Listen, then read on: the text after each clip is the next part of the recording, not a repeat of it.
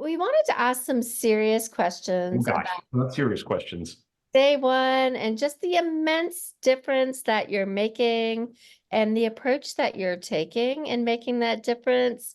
So we know that families play a really important role at day one biopharmaceuticals. So tell us some ways that families really help inform what you do and how you continue to make a difference with them. Yeah, no, thanks. It's a great question. The company, when we started it, the vision was always to include the voice of families and the voice of patients in the work that we do. This is, comes from really the core beliefs of pediatric oncologists.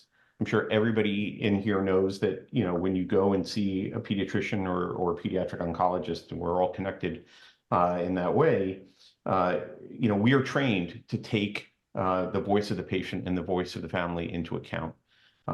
It's part of, I think, what makes the work that we do in the clinic or in the hospital so special. And my feeling when we started the company was that I wanted to have that same belief system, that same ethos be part of everything that we do when we're trying to make new medicines. When making new medicines is a lot more than just, running experiments in the laboratory or running clinical trials. When you run a clinical trial, you are changing and getting involved in the way that a patient is cared for. Clinical trial protocols can be very rigorous, lots of clinic visits, blood draws, tests, MRI scans. And it's important to make sure that these studies work for patients, not just work for us, but they work for the patients who ultimately provide the data that we need to show whether or not our drug is working. As a result, we've included patients in the design of protocols. We've had focus groups with patients. We have an active family council as part of day one. As we think about how the drugs that we're working on may impact the way that patients are cared for in the future, we want to understand the family's perspective and patient's perspective on this. And it has been really, for me, at least in the last 5 or 6 years that we've been building the company, one of the very best parts of the work that we do. We work hand in hand with everybody who's involved in taking care of the children that we care so much about, not just the doctors and the nurses, but also families and to some extent, the patients themselves sometimes. Well, Sam, I mean, providing that information and empowerment and alleviating some of that unknown for families is huge. So thank you for going that extra step. And we know that day one had some really exciting news from the FDA last month. So do you want to tell us a little about that? Yeah, so we're thrilled. As folks here know, we've been working very hard in the development of a drug for the treatment of children with relapsed BRAF altered low-grade glioma. We completed our first big clinical trial last year and submitted our application for approval to the FDA. We were very pleased to have news a couple of months ago, about a month or so ago, from the FDA that they had accepted our application for review. They gave it priority review status, which means that they consider it to be important enough to review on an expedited timeline. And we're in the middle of the review process and awaiting their decision. As we told the world, the FDA said that if things continue to go well, they would anticipate approval of our drug by the end of April of next year. So that obviously, if we get through the review process and everything goes well, could be, I think, a really great day for all of us. So we continue to work very, very hard. As a matter of fact, Lou's apartment is actually my office, coincidentally enough, and have been working on some work, for our application actually today. And a lot of the people on my team are working through the holidays on this because it is, for us, the most important work that we can do. Well, we are incredibly appreciative of all you do and the family involvement and really the change that you're making. Um, in addition to making sure that people have access to really good toilet paper, are there some other holiday traditions? Anything that you would like to share with us about your holiday traditions? We're sort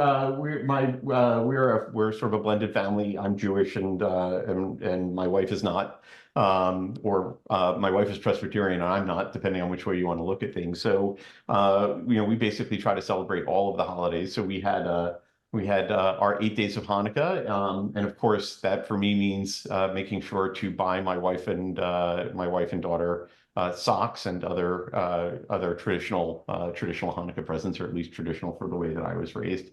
My wife and daughter do very much love Christmas, and so we have our house all decorated. And as a matter of fact, part of the reason I've been banished to my office today is because my wife is down wrapping Christmas presents, and don't tell my wife, hide all the Christmas presents up here in my office.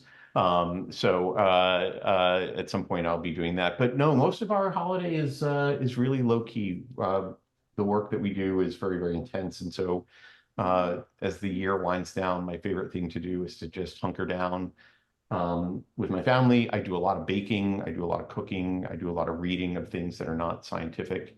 I try to relax a little bit and get ready for invariably what's always a busy year to come. So that'll be us. And on Christmas Eve, we'll be hunkered down by the wood stove, all the cats keeping themselves warm, and belly full of good food, and hopefully a very quiet evening.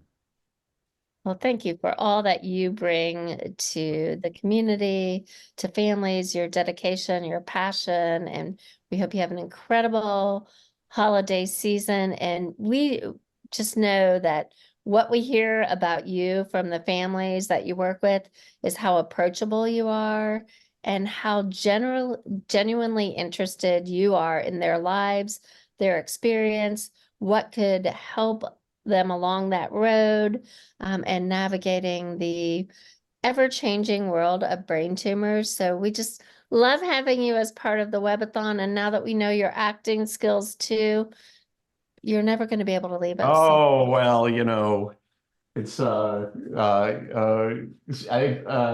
of my favorite things to do, much to the embarrassment of my wife, and especially to the embarrassment of my 16 and a half-year-old daughter, who, if she had just seen that right now, would have rolled her eyes so far up that you would have been able to see the optic nerves at the back. But yeah, unfortunately, I've always been this way. I'm sure at 16, the fact her dad's talking about toilet paper Yeah, well. did not a big hit in the house. Well, That thank you to the CBTF for everything that you do in support of patients and families. It's great work. We love being your partner. Thank you for inviting me to be part of this wonderful family. It is such a joy for me, and I wish everybody out there a really wonderful, peaceful, and quiet and relaxing holiday season.